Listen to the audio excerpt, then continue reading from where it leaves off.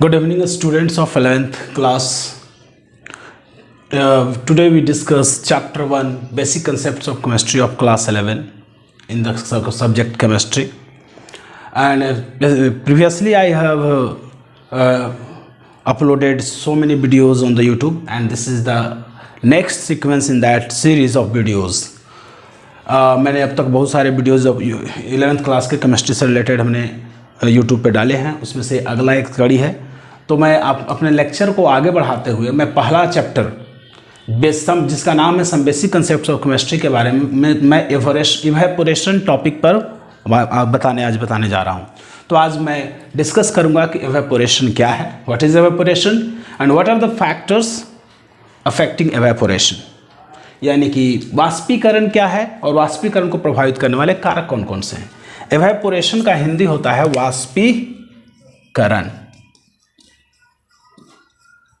वाष्पीकरण, और फैक्टर्स का मतलब होता है कारक। तो वाष्पीकरण अफेक्टिंग माने प्रभावित करने वाले, इवेपोरेशन को प्रभावित करने वाले कारक। तो आज हम इवेपोरेशन पर चर्चा को आगे बढ़ाते हैं। तो इवेपोरेशन हमने पिछली कक्षा में पिछले लेक्चर में हमने आपको बताया था कि वेपराइजेशन दो प्रकार का होता है। वेपराइजेशन लिक्विड को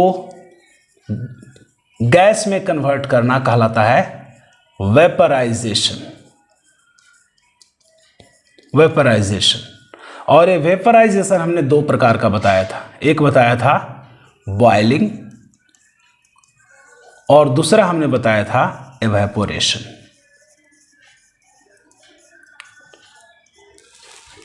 हम प्रोसेस की बात किए थे, तो वो प्रोसेस था लिक्विड से गैस बनना। लिक्विड से गैस बनने की प्रोसेस को हम वेपराइजेशन कहते हैं। और वेपराइजेशन के दो टाइप्स होते हैं, बॉइलिंग और दूसरा इवेपोरेशन। बॉइलिंग हमेशा बॉइलिंग पॉइंट पे होता है, एक मिनिमम टेम्परेचर जिस पे कोई लिक्विड बॉइल करने लगे उसे हम बॉइलिंग पॉइंट कहते हैं। तो बॉइलिंग हमेशा बॉइलिंग पॉइंट पे होता है, एक निश्चित टेम्परेचर पे होता है, एक सर्टेन टेम्परेचर पे होता है, जबकि इवेपोरेशन बॉइलिंग पॉइंट से नीचे किसी भी टेम्परेचर पे हो सकता है। Evaporation doesn't occur at a fixed temperature, but the temperature at which evaporation will occur will always be lower than the boiling point of the liquid. So here the definition of evaporation is, so evaporation का definition है process of conversion of a liquid into vapor। यहाँ पर gas नहीं बनेगा, vapour बनेगा, और ये हमेशा below it's boiling point. Liquid का जो बॉइलिंग पॉइंट है उससे हमेशा नीचे के तापमान पर यह प्रोसेस होगा। सो इवेपोरेशन वाष्पीकरण वह प्रक्रिया है जिसमें एक द्रव अपने क्वथनांक से नीचे के तापमान पर वाष्प में बदलता है। सो द्रव से वाष्प बनने की प्रक्रिया वाष्पीकरण है। तो याद रखना यह है कि वाष्पीकरण जो है always occur below the boiling point of the liquid, and second here vapor is formed, not the gas। Vapour वाष्प का फॉर्मेशन होगा, गैस का फॉर्मेशन नहीं होगा। और सबसे last but not the list, ये जो वेपर बनेगा, ये वेपर का जो टेम्परेचर होगा, तापमान होगा, वो लिक्विड के बॉयल, जिस लिक्विड से वेपर बना है, लिक्विड प्रोड्यूसिंग इट यानी वेपर, तो जो लिक्विड वेपर को प्रोड्यूस कर रहा है उस लिक्विड के बॉइलिंग पॉइंट से वेपर का टेम्परेचर कम होता है।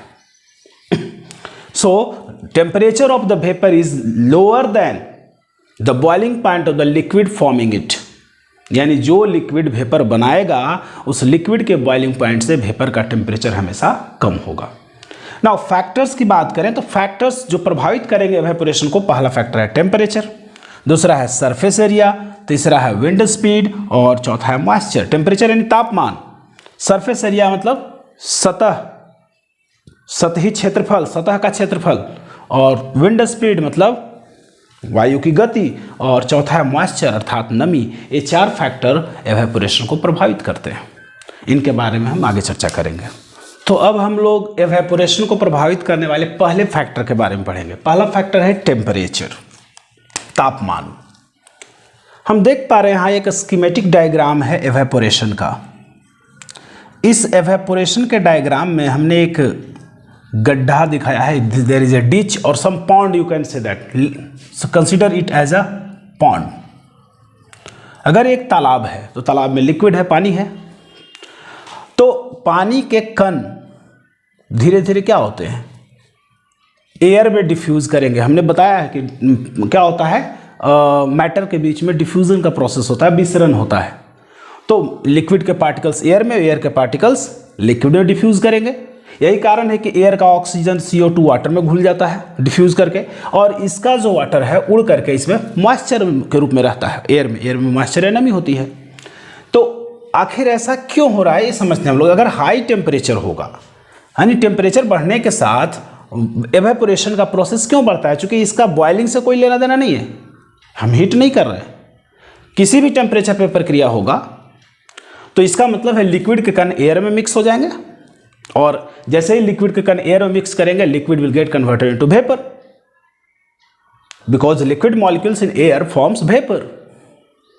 सो here vapour is formed as by the simple process diffusion. Some of the molecules, surface molecules, जो सरफेस पे मॉलिक्यूल्स है वो एयर में मिक्स हो रहा है, जिससे क्या बन रहा है, वेपर का निर्माण हो रहा है। So high temperature, if there is high temperature, then the speed of these water molecules will be high. So high temperature leads to high speed of liquid molecules. अगर तापमान उच्च रहेगा तो लिक्विड मॉलिक्यूल्स का स्पीड भी उच्च रहेगा, high रहेगा, ज़्यादा रहेगा। और जब स्पीड लिक्विड मॉलिक्यूल्स का हाई रहेगा तो तेजी से ऊपर जाकर के मिक्स होंगे, तो डिफ्यूजन क्या होगा, फास्ट होगा। So fast diffusion of liquid molecules into air. So liquid molecules air में बहुत तेजी से डिफ्यूज करेंगे, और जब बहुत तेजी से डिफ्यूज करेंगे तो बहुत जल्दी जल्दी वेपर बनेगा, और वेपर ज़्यादा बनेगा तो एवेपोरेशन का प्रोसेस हाई रेट पे होने लगेगा। सो सिंपली हम कह सकते हैं higher the temperature, higher will be the rate of evaporation. So conclusion is derived that higher the temperature,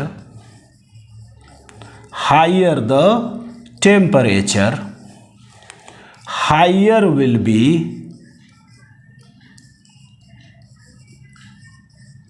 the rate of evaporation. So अगर तापमान उच्च होगा तो एवेपोरेशन का स्पीड यानी रेट भी हाई होगा, अर्थात तापमान उच्च होने पर वाष्पीकरण की प्रक्रिया तेज हो जाती है, वाष्पीकरण की गति बढ़ जाती है। इसका उल्टा भी सही होगा, अगर टेम्परेचर को हम कम कर देंगे तो वाष्पीकरण का रेट घट जाएगा। एवेपोरेशन या वाष्पीकरण को प्रभावित करने वाले हम दूसरे कारक की बात करते हैं। दूसरा कारक है surface area of liquid in contact with air. Air के कांटेक्ट में सरफेस एरिया, ये सरफेस एरिया मान लिया जाए, पूरा सरफेस एरिया को हम S1 कह दें। क्या कह देते हैं, S1 is the total surface area है। ये जो सरफेस एयर के कांटेक्ट में है वो S1 है। Now the second is S2, this surface area is also in contact with the air, that this is S2। These are the two cases. In first case, in figure 1, surface area is S1 which is in contact with air, and in figure B surface area S2 is in contact with air। यानी कि figure A में S1 surface सतह जो है वायु के संपर्क में है, और फिगर B में S2 सतह जो है एयर के संपर्क में है। डेफिनेटली हम कह सकते हैं कौन सा सतह बड़ा है, किस सतह का क्षेत्रफल ज़्यादा है, तो डेफिनेटली S1 का क्षेत्रफल ज़्यादा है, S2 क्षेत्रफल कम है। सो यहाँ पर ज़्यादा सतह हवा के कांटेक्ट में है, यहाँ पे कम सतह हवा के कांटेक्ट में है। तो यहाँ हमने लिखा अगर मोर सरफेस एरिया कांटेक्ट में है एयर के हवा के संपर्क में अगर ज़्यादा सरफेस एरिया है, ज़्यादा सरफेस एरिया अगर है तो क्या होगा, ज़्यादा कण हवा के संपर्क में होंगे। So more liquid molecules will be expose to air. तो ज़्यादा सरफेस एरिया का मतलब है कि ज़्यादा लिक्विड मॉलिक्यूल्स हवा के संपर्क में है, और ज़्यादा लिक्विड मॉलिक्यूल हवा के संपर्क में है तो बहुत सारे मॉलिक्यूल एक साथ हवा में जाके मिल जाएंगे, विस्तृत हो जाएंगे, डिफ्यूज हो जाएंगे। तो यानी कि more molecules diffuse at once in air,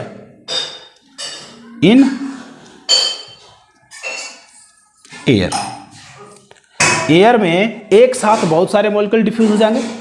तो कम समय में ज़्यादा मॉलिक्यूल डिफ्यूज होंगे, तो इसका मतलब है कि डिफ्यूज़न का रेट जो है वो हाई हो जाएगा, और अगर डिफ्यूज़न का रेट हाई होगा तो इसका मतलब है कि एवेपोरेशन का रेट भी हाई हो जाएगा। सो सिंपली हम कह सकते हैं कि higher the surface area in contact higher will be the rate of evaporation.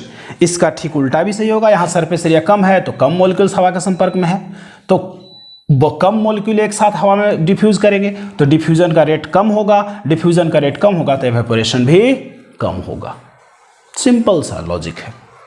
तो here we can say that higher the rate of, note down the point,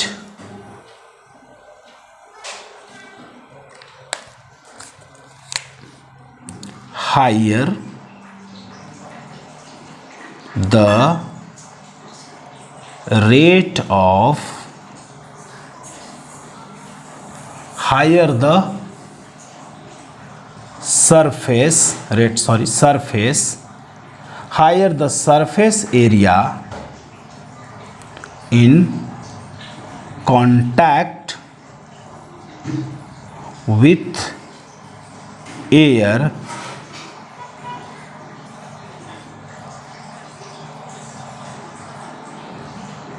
higher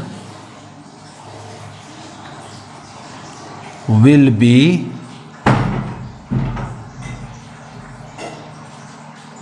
the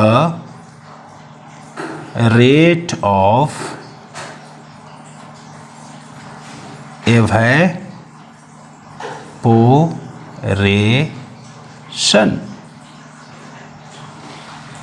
Higher the surface area in contact, higher the surface area in contact, higher will be the rate of evaporation.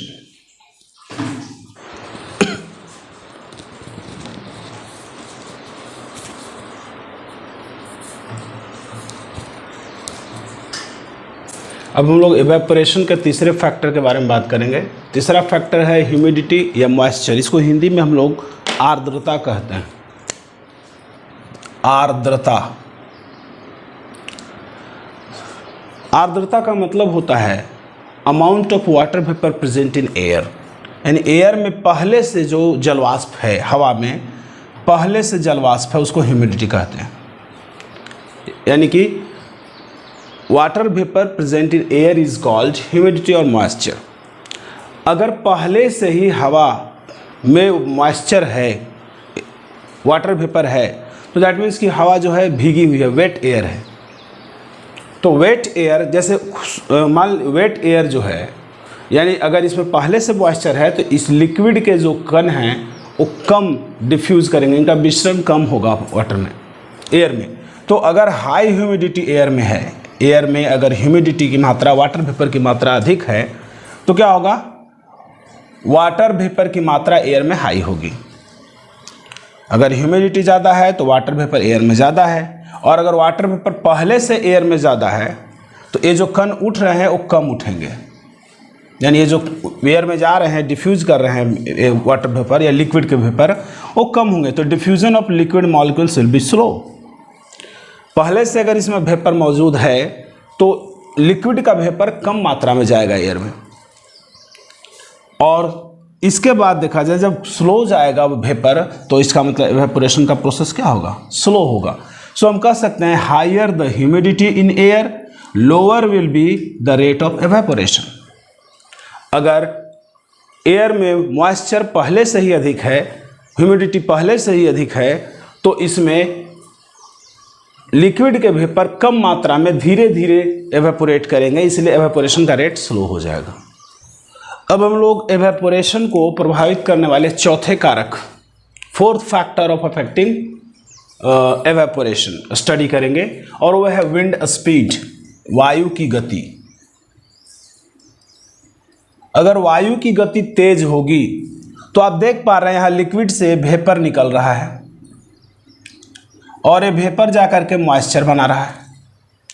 Liquid is वेपराइजिंग, और vaporise होने के बाद air में mix हो रहा है, air में mix हो रहा है और बना रहा है मॉइस्चर। अगर विंड का स्पीड तेज है तो ये मॉइस्चर तेजी से दूर चला जाएगा, फ्लो कर जाएगा। Moist air flows away quickly.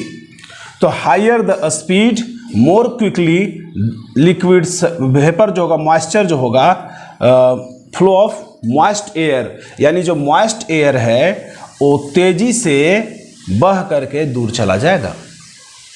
Wind speed high अगर होगा तो यहाँ से जो मॉइस्चर बना वो तेजी से मूव कर जाएगा, और मूव करने के कारण क्या होगा कि इस जगह पे पुनः इधर से ड्राई एयर इन कर जाएगा, ड्राई एयर इन करेगा और मॉइस्ट एयर आउट हो जाएगा। अगर विंड स्पीड तेज होगा तो लिक्विड से वेपर बना, वेपर के बाद ऊपर लिक्विड के सरफेस पे मॉइस्चर हुआ, ये मॉइस्चर तेजी से दूर चला गया और इधर से ड्राई एयर पुनः वापस आ गया। फिर ये तेजी से मॉइस्चर, तो जब ड्राई एयर होगा तो इसमें वाटर वेपर कम होगा तो तेजी से वेपराइजेशन होगा, फिर बहेगा, फिर आ जाएगा। तो इस तरीके से क्या होगा कि जब जब मॉइस्चर बनेगा तेजी से दूर चला जाएगा, और जब तेजी से दूर चलेगा तो ड्राई एयर इन करेगा तो वेपर फिर बनना शुरू हो जाएगा। तो इस तरह से वेपराइजेशन का प्रोसेस, जो एवेपोरेशन का जो प्रोसेस है, यानी लिक्विड सरफेस से दूर जाने के कारण अब फिर क्या होगा, लिक्विड मॉलिक्यूल का तेजी से डिफ्यूजन शुरू हो जाएगा एयर में, और जब तेजी से डिफ्यूजन होगा तो एवेपोरेशन का रेट भी क्या हो जाएगा, हाई हो जाएगा। सिंपल सा लॉजिक है कि अगर सबसे पहले देख पा रहे हैं कि लिक्विड से एवेपोरेशन हुआ, वेपर बना, मॉइस्चर बना एयर में, विंड स्पीड तेज होने के कारण मॉइस्चर दूर चला गया, ड्राई एयर इन कर गया, फिर मॉइस्चर तेजी से बनेगा। तो इस तरीके से वेपर बनने का प्रोसेस विंड स्पीड तेज होने पे फास्ट हो जाती है। So higher the wind speed faster will be the evaporation. ये 4 फैक्टर थे जो एवेपोरेशन को प्रभावित करते हैं। अब हम लोग एवेपोरेशन के प्रभाव का अध्ययन करेंगे और इनका इफेक्ट क्या होता है और इन इफेक्ट का हम कहाँ कहाँ उपयोग करते हैं। तो मोस्ट इम्पॉर्टेंट इफेक्ट जो होता है, सबसे महत्वपूर्ण जो प्रभाव है एवेपोरेशन का, वो है इसका कूलिंग इफेक्ट। कूलिंग इफेक्ट को हिंदी में कहते हैं शीतलन प्रभाव। शीतलन प्रभाव यानी जब भी लिक्विड का एवेपोरेशन होगा, वाष्पीकरण होगा, तो इसमें आसपास की जो हीट है, उष्मा है, वो उपयोग हो जाती है। और आसपास का उष्मा का जब उपयोग हो जाएगा, हीट जब यूज्ड अप हो जाएगा, तो आसपास का सराउंडिंग ठंडा हो जाएगा, क्योंकि वो आसपास के सराउंडिंग में हीट की मात्रा कम जाएगी, और हीट की मात्रा अमाउंट कमेगा तो कूलर हो जाएगा। इसका उपयोग हम लोग निम्नलिखित तरीके से कर सकते हैं। जैसे हम लोग इसका उपयोग मिट्टी के घड़े में रखे हुए पानी को ठंडा करने के लिए करते हैं। मिट्टी के घड़े में जब पानी रखा हुआ होता है तो अंदर का पानी जो है रिस करके छिद्र के माध्यम से ऊपर सतह पर आता है।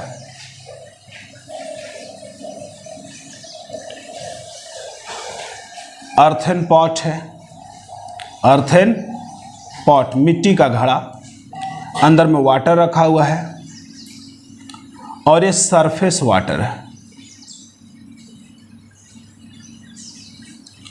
यानी कि अंदर का जो वाटर था वो रिस करके, चूंकि मिट्टी का घड़ा जो होता है वो पोरस होता है, छिद्रयुक्त होता है, छिद्र होता है, तो उन छिद्रों के माध्यम से अंदर का पानी निकल करके बाहर सरफेस पे आ जाता है, और सरफेस के आने के बाद ये बाहर के हवा के संपर्क में हो जाता है। तो जैसे ही हवा के संपर्क में होता है तो बाहर का जो वाटर है, लिक्विड है, वो वाष्प में बदलना शुरू हो जाता है, और वाष्प में बदल करके एयर में मिलने लगता है, एयर में जाके मिलेगा।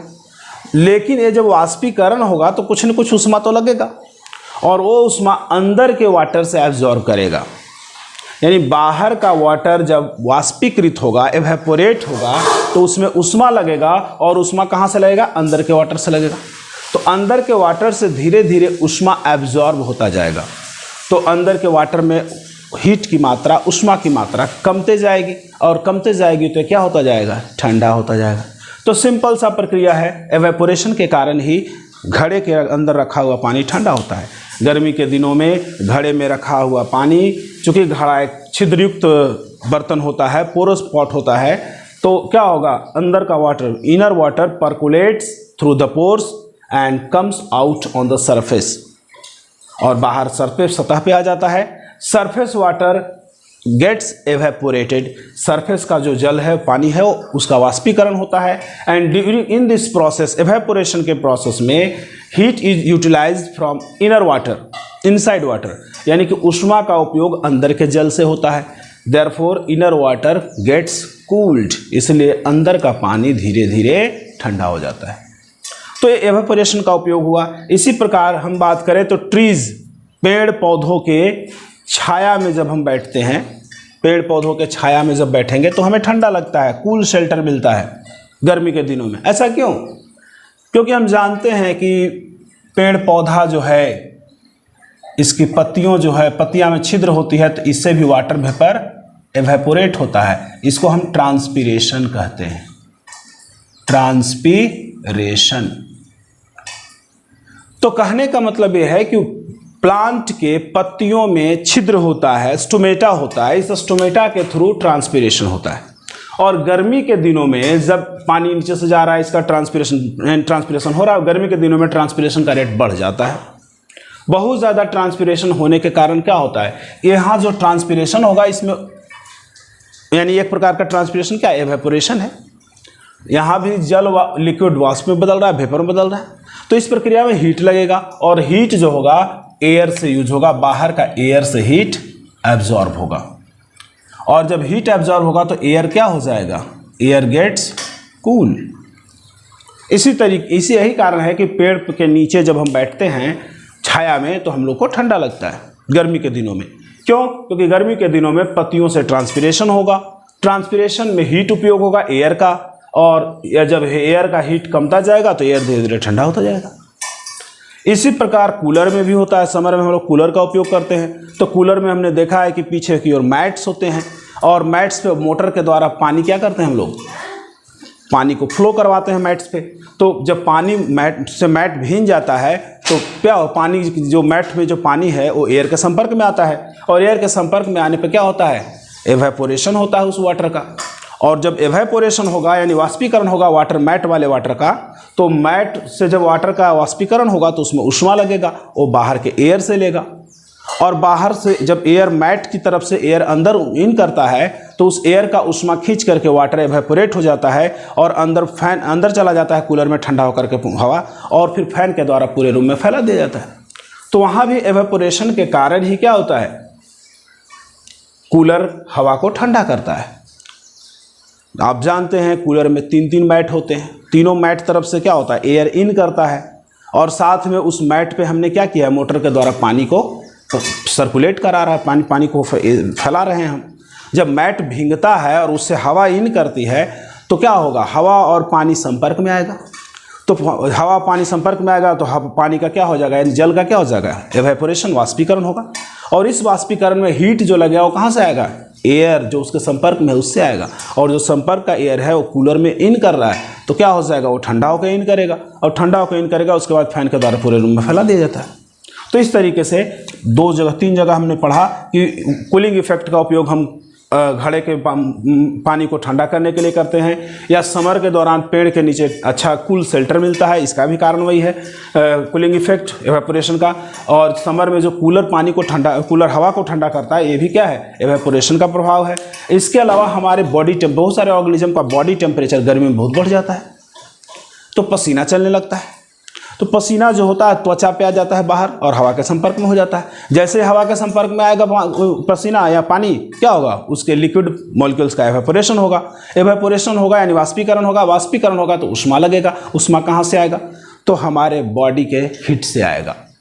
और बॉडी के हीट से जब आएगा तो धीरे धीरे बॉडी में हीट कमेगा तो वो बॉडी धीरे धीरे ठंडा हो जाएगा, कूल हो जाएगा। तो इस तरीके से एवेपोरेशन का उपयोग करके ये 3-4 मुख्य कार्य होते हैं। और भी बहुत सारे यूज हैं कूलिंग इफेक्ट का, जैसे कि हम लोग जनरेटर वगैरह में कूलेंट का उपयोग करते हैं, ठीक है। जैसे पानी हम लोग जनरेटर चलाते हैं तो पानी यूज करते हैं, पानी से ठंडा करते हैं। गाड़ी में हम लोग पानी डालते हैं रेडिएटर में, क्यों, एवेपोरेशन होगा तो ठंडा होगा इंजन वगैरह। तो इंजन वगैरह को ठंडा करने के लिए भी इसका उपयोग कर सकते हैं, to cool engines working on high temperatures. High temperature पे अगर इंजन काम कर रहा है तो उसके लिए भी हम एवेपोरेशन के कूलिंग इफेक्ट का यूज़ करते हैं ताकि उसका टेम्परेचर रिड्यूस कर जाए। तो ये कुछ उपयोग हैं कूलिंग इफेक्ट का व एवेपोरेशन के। और ट्रांसपिरेशन हमने बात की, transpiration is a process by which plants loss their water in the form of vapour through its aerial parts. यानी प्लांट्स अपने पत्तियों के माध्यम से वाटर, एक्सेस वाटर को वेपर के रूप में लॉस करते हैं। इसी प्रक्रिया को हम ट्रांसपिरेशन कहते हैं। धन्यवाद।